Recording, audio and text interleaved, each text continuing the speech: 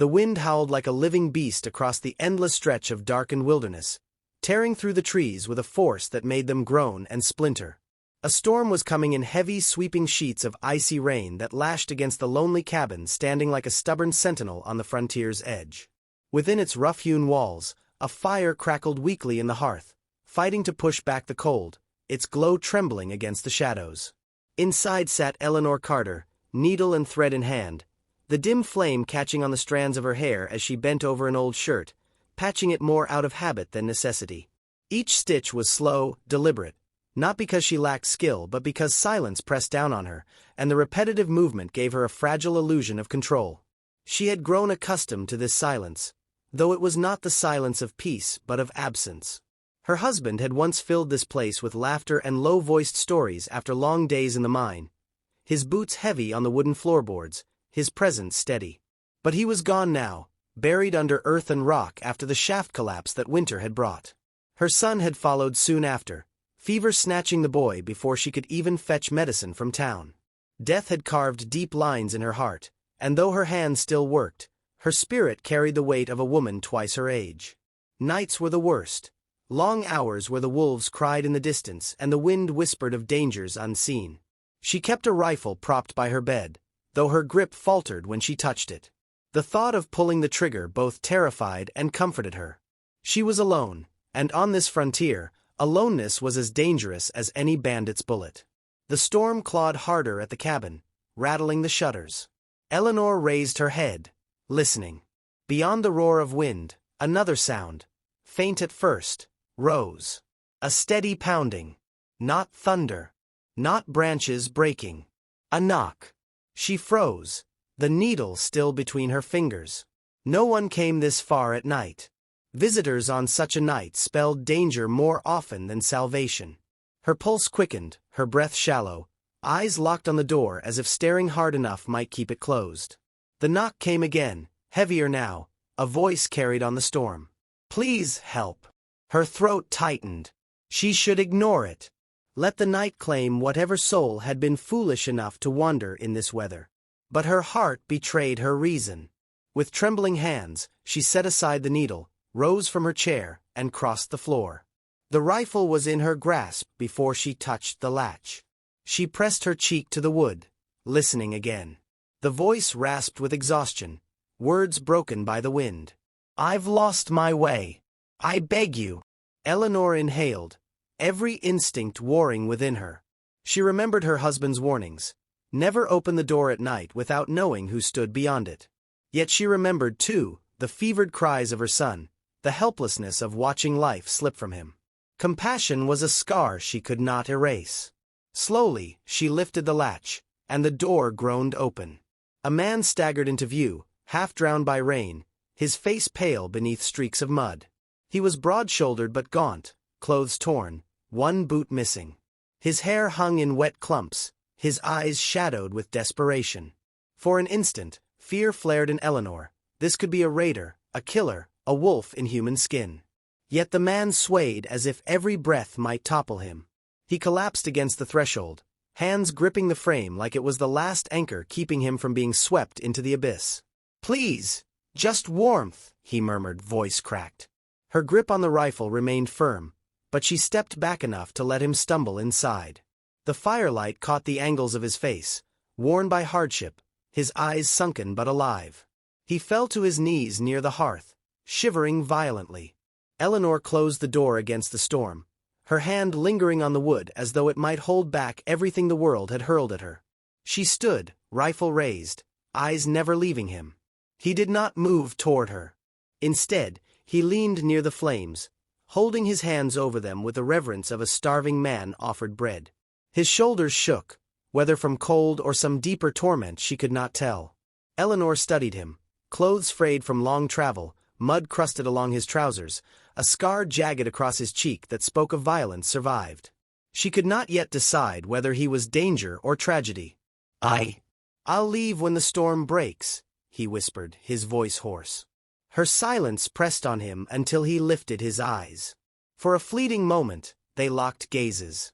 There was something in them that unsettled her, not cruelty, but a haunted depth she recognized.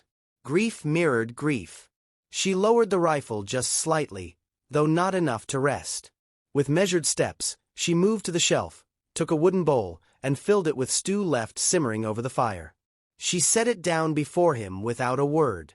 The man blinked, hesitant, as though unworthy of such mercy. Then hunger overtook hesitation, and he ate in silence, each spoonful desperate yet controlled, as though ashamed of his need. Eleanor watched, arms crossed, the rifle within reach. Her thoughts spiraled. Who was he? What past did he drag behind him, wet and heavy as the storm itself? When he finished, he leaned back against the hearth, breathing slowly, the tremors easing from his frame. His eyes closed for a moment, and Eleanor felt her muscles tighten again. A stranger asleep in her home was still a stranger. She could not let trust soften her too easily. She crossed the room, sat once more at her chair, but her needlework lay forgotten in her lap. Her gaze kept returning to him, searching for answers he did not yet offer. The storm raged on outside, wolves howling distantly, as though sensing both prey and predator sheltered within. Eleanor's candle guttered, shadows dancing across the rough timber walls. She thought of the weight of her loneliness, how it had grown into a second skin, and wondered if this man carried the same burden. She wanted to ask his name, his story, but words stuck in her throat. Questions meant conversation, and conversation meant connection, and connection was dangerous. Connections broke. They were taken. They died. Yet as she sat in the wavering glow, she could not shake the feeling that fate had shifted the ground beneath her tonight. A stranger in her cabin, a storm outside tearing at the world, and within herself, a tremor she had not felt in years, a spark of something perilously close to hope, or fear, or both tangled together. The fire crackled, the stranger's breathing deepened, and Eleanor remained awake, eyes fixed on him. Sleep did not come. Her hand brushed the rifle stock, steady now, though her heart was not.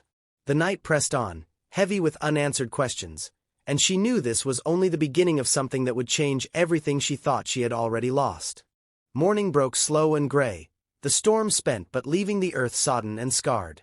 Mist clung to the tree-line, and the ground outside the cabin was pocked with prints, some the wide pads of wolves, others the vague depressions of hooves. Eleanor noticed them first when she stepped onto the porch, the cold biting through her shawl. She stood with arms crossed, eyes scanning the marks. Wolves had circled the cabin through the night, drawn by the fire's warmth or the scent of human struggle. She could almost see their shadows in the fog, restless and hungry. A shiver ran through her, though not from the chill. Behind her, the door creaked, and she turned to find the stranger watching from the threshold, his face drawn but more alive than the night before. He joined her in silence, following her gaze to the prints. His jaw tightened. Without a word, he moved to the woodpile, picked up the axe resting against it, and began splitting logs. Each swing was sharp, deliberate, a rhythm of survival. Eleanor lingered, wary yet oddly comforted by the sight of him working with a purpose. The air filled with the clean crack of wood, the smell of sap. She realized then how long it had been since another soul had shared her burdens, even in the simplest of labors. Still, her eyes kept straying to him. The scars across his forearms, the roughness of his hands, the way he carried himself as though every sound in the woods might herald danger. She wanted to ask the questions pressing in her mind but held them back. The balance between them was fragile. Words could tip it toward trust, or toward fear. Instead, she offered the closest thing to peace she could. "There's coffee," she said at last, her voice tight from disuse. He paused, looked at her, and gave a brief nod before finishing his task. When he came inside, she handed him a chipped cup. He accepted it with a quiet gratitude, holding it in both hands as though savoring the heat as much as the drink itself. They sat across the table, the silence not entirely empty. She noticed his eyes then, dark, unsettled, yet carrying a weight she recognized all too well. Grief. Loss. A mirror to her own.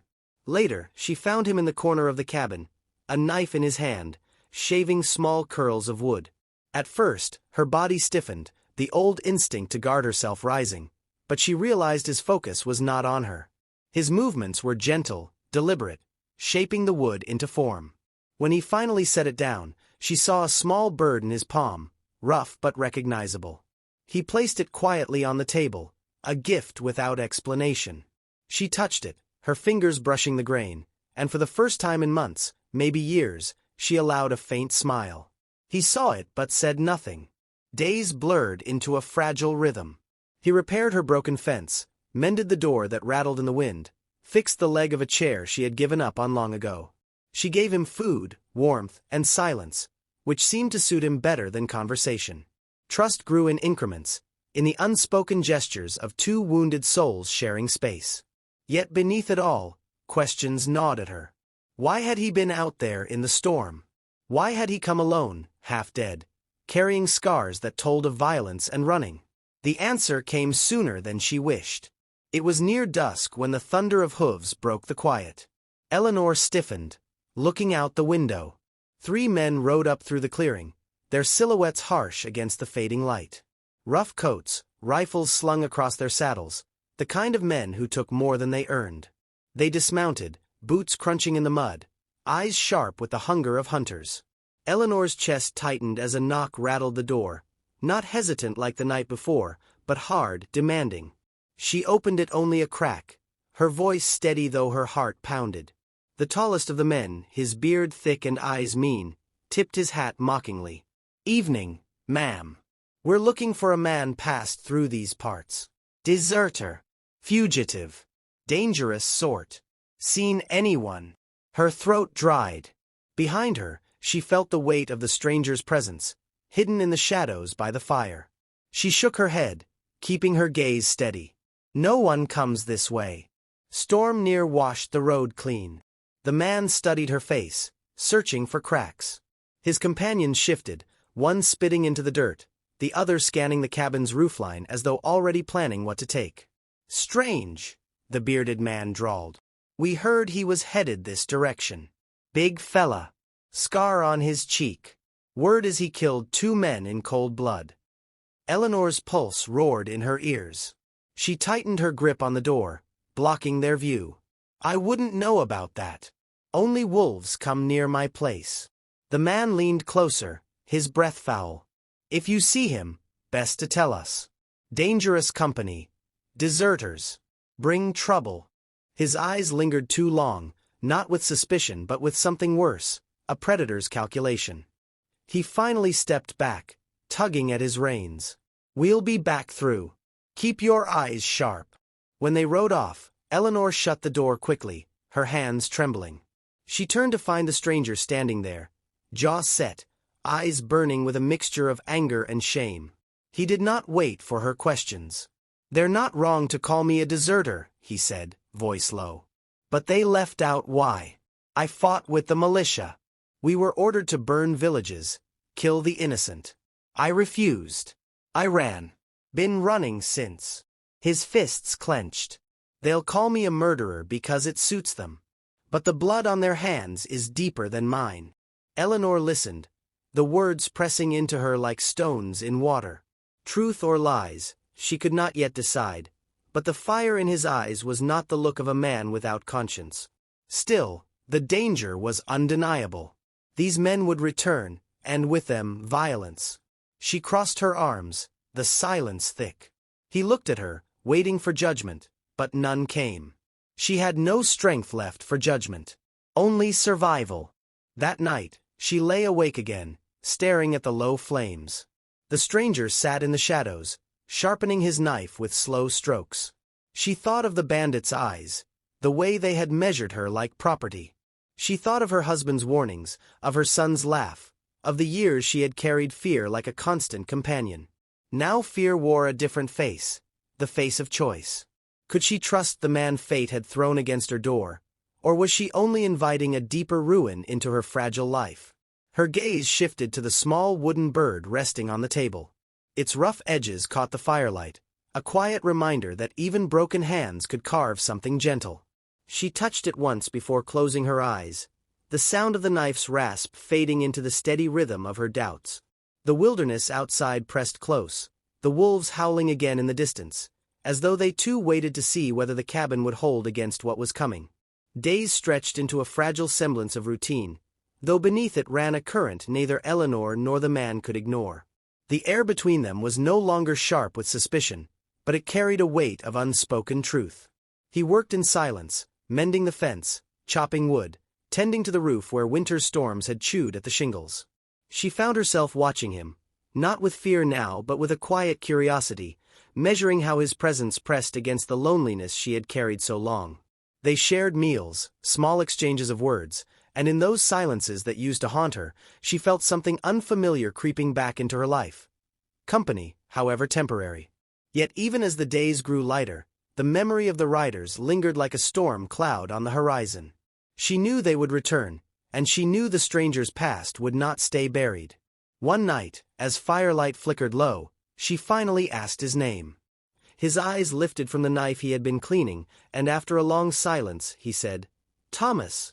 She repeated it softly, testing the shape of it on her tongue. Thomas Hale. It felt strange to name the figure who had appeared at her door as though conjured by the storm, yet the act made him more human, tethered him to her world. He looked at her then with something almost gentle, though still guarded. In that moment, Eleanor sensed the battle within him, the longing to lay down his burdens and the fear that the world would never let him. Trust did not come in a sudden flood but in drops, small and undeniable. When her hands faltered with the heavy water buckets, he took them from her without a word. When she startled at the distant cry of wolves, he stood at the window, watchful, until the sound faded.